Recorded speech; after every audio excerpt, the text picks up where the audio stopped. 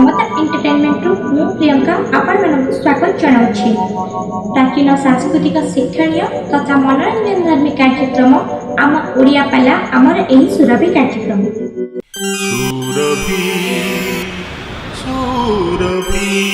सम्राट जजाति मध्य आउ साधारण राजा आज्ञा है नाती चारिआडे समस्ते गान करने को लगे जय हस्तिना सम्राट जजाति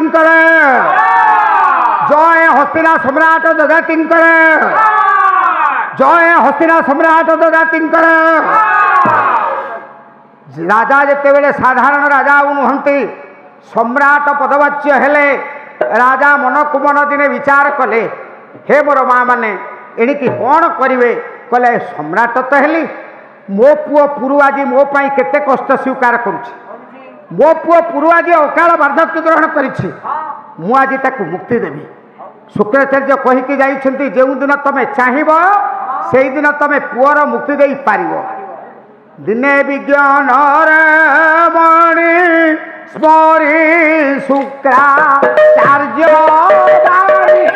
स्मरी शुक्राचार्य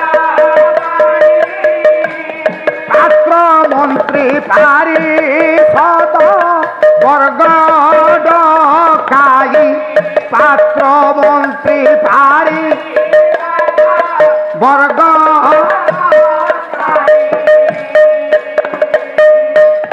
इथिले पुत्र मुकते बुधा हेले नरपति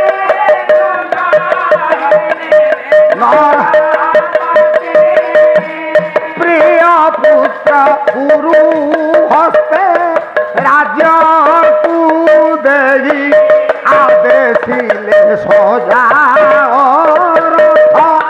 आदेशिले सजा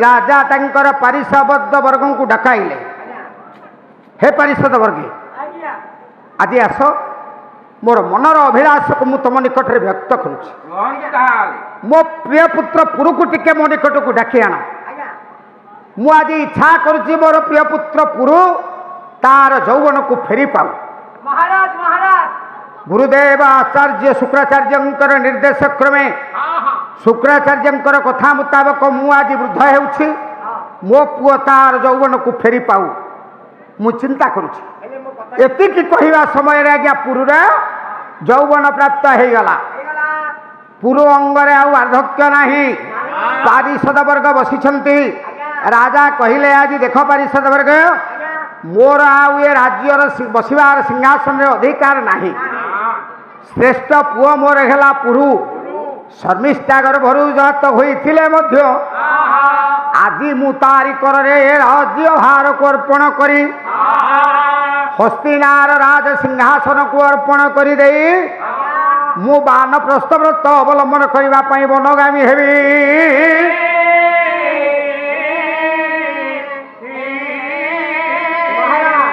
डाकी देले कले पुरु को डाक पुरु आसी जेते बेले पहुंची गला सेतिके बेले कहिले महाराज कले पुरु आदि ठारू हस्तिनार राज सिंहासन तुमको मु अर्पण कली राज मुकुट को जेते बेले परिधान कराई देले निजे निज हाथ रे पिंधाई देले कले पुरु तमे हेला आदि ठारू हस्तिनार राजा प्रजा मान को पुत्रवत पालन करिवो राजार धर्म विषय रे मु पदे मात्र कहिबा पई तुमको चाहे तमे टिके सुना मोर कथा पुरु राज सिंहासन रे बसिवा खाली गोटे राजमुकुट परिधान कले हब नाही राजार धर्म कौन वेद कहले वेद वेद यजुर्वेद रे आपण माने पाइबे कहले श्रीण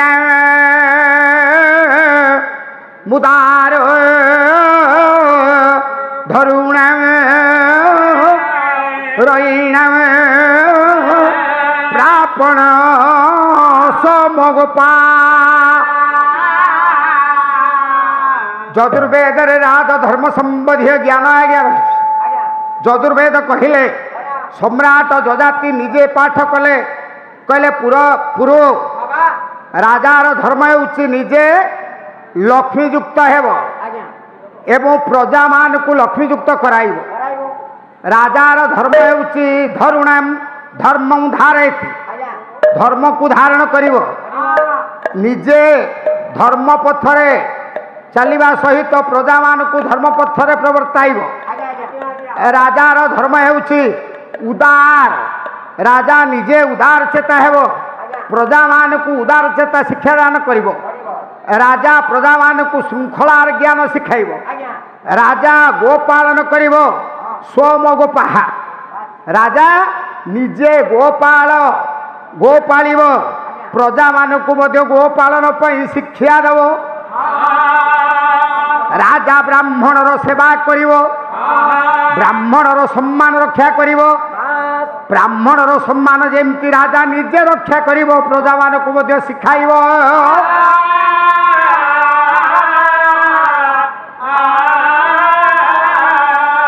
ହେ ମୋର ମା ମାନେ, ସେଦିନର କଥା ଟିକେ ମନେ ପକାଇବେ ଆପଣମାନେ।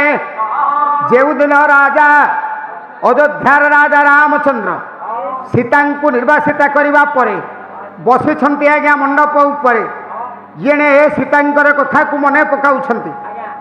ଗଙ୍ଗାଧର ମେହର ରଙ୍ଗା ଯିବ ଗଙ୍ଗାଧର, ସ୍ୱଭାବକୁ ବି ଗଙ୍ଗାଧର ମେହର ଲେଖିଲେ ଆଜ୍ଞା ତପସ୍ୱୀରେ। କହିଲେ ହୃଦ ପଛେ ଜଳେ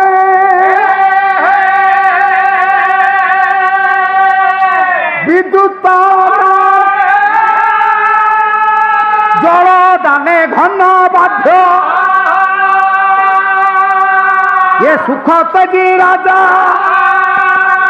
तो सेवा पराजा देवता परमात्मा।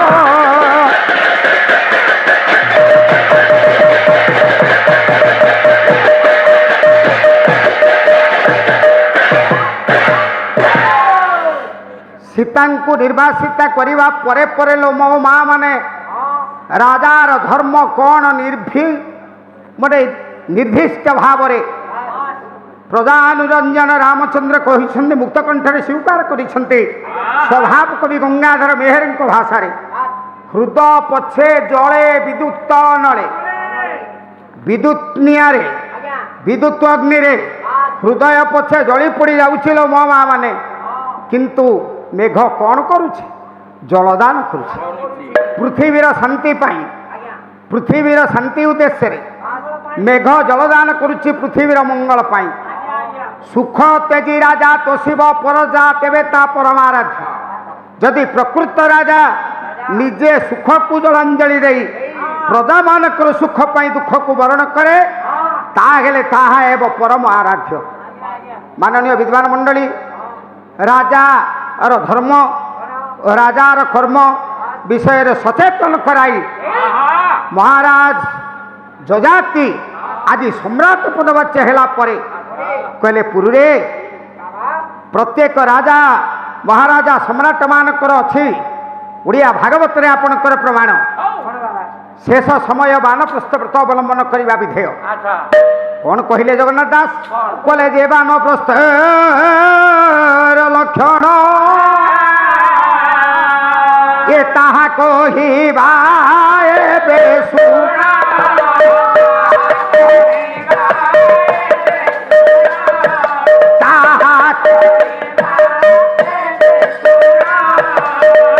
बाबूरे जे बान प्रस्तर लक्षण ताहा कहवा ए शुण कहले पुरु मुझ तुमको बुझाऊँ प्रत्येक राजा महाराजा सम्राट चक्रवर्ती शेष पर्याय जेने बानप्रस्थ व्रत केतेबेले बाबूरे शुण कहले पुत्र निवेशी पत्नी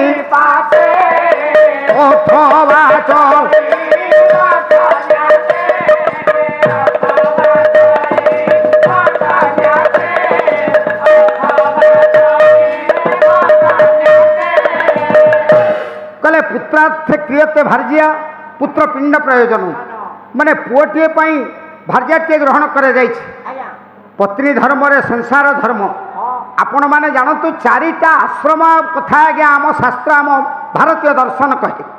ଗୋଟିଏ ହେଲା ପ୍ରଥମ ବ୍ରହ୍ମଚର୍ଯ୍ୟ ଆଶ୍ରମ, ଦ୍ୱିତୀୟ ହେଲା ଗାର୍ହସ୍ଥ୍ୟାଶ୍ରମ, ତୃତୀୟ ହେଲା ବାନପ୍ରସ୍ଥ, ଚତୁର୍ଥ ହେଲା ସନ୍ନ୍ୟାସ। ବାବୁରେ ଯଦି ପରମାୟୁକୁ 100 ବର୍ଷ ବୋଲିକି ଧରାଯାଏ ତାକୁ 4 ଭାগে କରିଦେଲେ 25 ବର୍ଷ ଅତି କମ୍ ସେ କମ୍। ଅତି କମ୍ ସେ କମ୍ ବ୍ରହ୍ମଚର୍ଯ୍ୟ ବ୍ରତ ପାଳନ କରିବା ପ୍ରତ୍ୟେକ ପୁଅ ଝିଅଙ୍କ ପାଇଁ 25 ବର୍ଷ ନିହାତି ହେବା ଉଚିତ। ହେ ମୋର ସଜ୍ଜନ, ଏ ବିଦ୍ୟା ଏ ଶାସ୍ତ୍ର ଆପଣଙ୍କର ପାଲା ମାଧ୍ୟମରେ ଆପଣମାନେ ଶୁଣନ୍ତୁ ନା ନାଇଁ। ପ୍ରତ୍ୟେକ ପୁଅ ଝିଅଙ୍କର ବ୍ରହ୍ମଚର୍ଯ୍ୟ ବ୍ରତ ପାଳନ କରିବେ 25 ବର୍ଷ। ବାନପ୍ରସ୍ଥ ବ୍ରହ୍ମଚର୍ଯ୍ୟ ଆଶ୍ରମ ପରେ ଗାର୍ହସ୍ଥ୍ୟ ଗୃହୀ ଏବେ ସଂସାର କରିବେ 25 ବର୍ଷ ପରେ ନା ନାଇଁ। 25 ବର୍ଷ ସଂସାର କରିବେ, ସ୍ତ୍ରୀଟିଏ ଗ୍ରହଣ କରିବେ ବା ସ୍ୱାମୀଟିଏ ଗ୍ରହଣ କରିବେ। ଆଗରୁ ତ କହିଥାନ୍ତି। ତେଣୁ ସଂସାର ଧର୍ମରେ ଦୀକ୍ଷିତ ହେଲା ପରେ ବୟସ ତୃତୀୟ ପ୍ରାପ ବନେ ଚଳିବ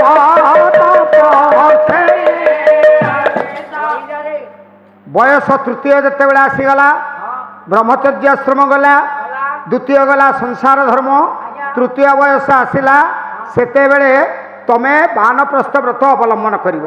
ପୁତ୍ର ନିବେଶୀ ପତ୍ନୀ ପାଶେ ବାବୁରେ ଯଦି ପୁଅ ନାହିଁ ବୋଲେ ପୁତ୍ର ନଥିଲେ ଘେନି ସଙ୍ଗେ ନିଜ ଆୟୁଷ ବେନି ଭାଗେ।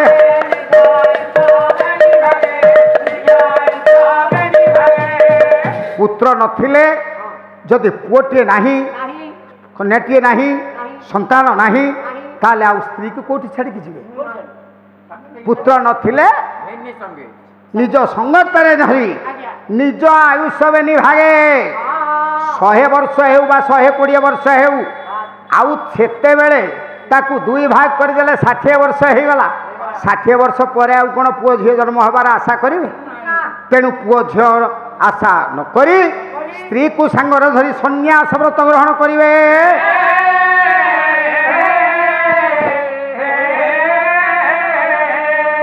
କହିଲେ ପୁଅ ପୁର ତମେ ତ ଜାଣିଛ ମୁଁ ହେଲି ରାଜପୁତ୍ର, ମୁଁ ଆଜି ବାନପ୍ରସ୍ଥ ବ୍ରତ ଅବଲମ୍ବନ କରିବା ପାଇଁ ବନକୁ ଯିବି। ତମେ ହେଲ ଆଜିଠାରୁ ଏ ହସ୍ତିନାର ରାଜା, ରାଜାର ନିର୍ଦ୍ଦେଶ ବିନା ରଥ ଯାଇପାରିବ ନାହିଁ। ତମେ ବର୍ତ୍ତମାନ ତମ ସାରଥୀକୁ ନିର୍ଦ୍ଦେଶ ଦିଅ। ପ୍ରିୟ ପୁତ୍ର ପୁର ତମେ ବର୍ତ୍ତମାନ ରାଜା ହେଲ, ତମେ ଏବେ ତମର ସାରଥୀକୁ ଟିକେ ନିର୍ଦ୍ଦେଶ ଦିଅ, ସେ ତାର ରଥ ପ୍ରସ୍ତୁତ କରି ଆଣିବ, ମୋତେ ରଥରେ ନେଇ ବନରେ ଛାଡ଼ି ଦେଇ ଆସିବ।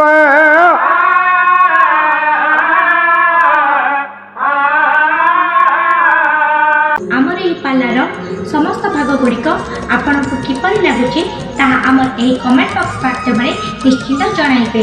ଯଦି ଆମର ଏହି ଚ୍ୟାନେଲଟି ଆପଣଙ୍କୁ ଭଲ ଲାଗୁଥାଏ ତେବେ ଆମର ଏହି ଚ୍ୟାନେଲକୁ ଲାଇକ୍, ସେୟାର, ସବସ୍କ୍ରାଇବ୍ କରିବାକୁ ଭୁଲିବେ ନାହିଁ। ରହୁଛି, ନମସ୍କାର।